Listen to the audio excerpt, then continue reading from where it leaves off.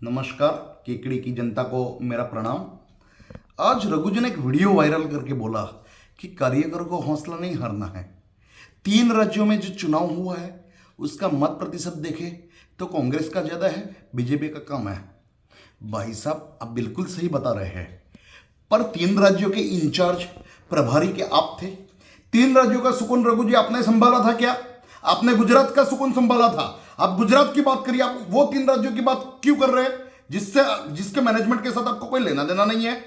आप गुजरात में 50 से ज्यादा सीटों पर 10-10 हजार वोट छोड़ के गए हैं। आप 50 से ज्यादा सीटों पर गुजरात में डिपॉजिट ढूल करवा के गए हैं। गुजरात की कांग्रेस को आपने खत्म कर दी है। रघु जी, मैं कांग्रेस का एक सच्चा कार्यकर होने के नाते गुजरात कांग्रेस को आपने जो नुकसान किया है उसके लिए 24 घंटे में मैं आपका राजीनामा मांग रहा हूं।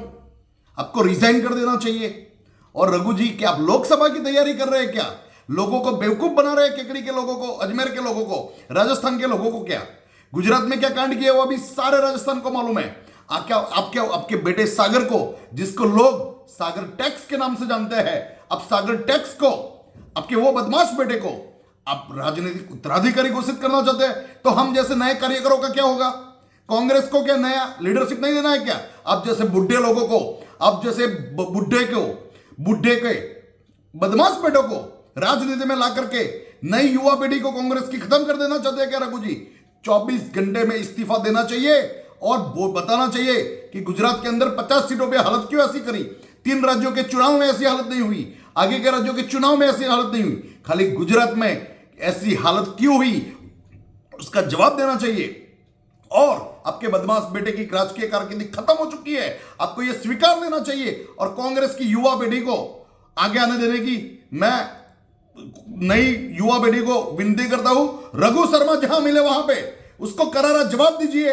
वो जहां पे मिले वहां पे पूछिए कि गुजरात की यह हालत क्यों करी, और पूछिए कि सागर जैसा बदमाश उसका बेटा क्या राजनीति के लिए योग्य आदमी है? क्या राजनीति का स्तर इतना गिर गया है कि ऐसे वसूली करने वाला यह बच्चा राजस्थान के लोकसभा का चुनाव लड़ेगा?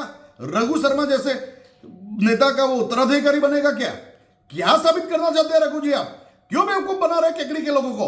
क्यों बेवकूफ बना रहे केकड़ी के गांव के लोगों को? क्यों बेवकूफ बना रहे अजमेर के लोगों को? 24 घंटे में रिजाइन करिए रघु जी। आपकी नौटंकी अब ज्यादा नहीं चलने वाली है। अच्छे से बोल के लोगों के वोट खरीदे नहीं जा सकते हैं। आप हार गए हैं। अरे आप बात कर रहे हैं कि 92,000 वोट लाए। क्या बात कर रहे हैं? 92,000 वोट लाए तो गुजरात में क्यों 10-10 हजार वोट वाले लोगों को टिकट दिया आपने? 10 सीट में ऐसी बोल सकता हूं जहां पे 10-10 हजार वोट लेके आए। ऐसे लोगों को क्यों टिकट दिया? जब आपको 92,000 वोट आए हैं तो आप इतने बेवकूफ नहीं थे कि 10-10 हजार वोट लेने वाले लोगों को आप टिकट दे दे। आपने गद्दारी करी है पार्टी के साथ और आपका राजनीतिक कैरियर खत्म हो गया है। साथ में सागर टैक्स का राजनीतिक कैरियर खत्म हो गया है। रघु जी, अब जल्द ही स्वीकार लीजिए, तो आपकी जिंदगी तो बिगड़ गई है। आपका मौत अच्छा आएगा। अभी आपके पास एक ही काम बचा है, भगवान का नाम लीजिए। बाकी बची जिंदगी में 65 साल के हो गए हैं, आपकी तंदुरुस्ती ठीक नहीं रहती है, आपका बेटा बदमाश है, उसकी शादी नहीं हुई है, आप उसके टेंशन में रहते हैं, मेरे को मालूम है।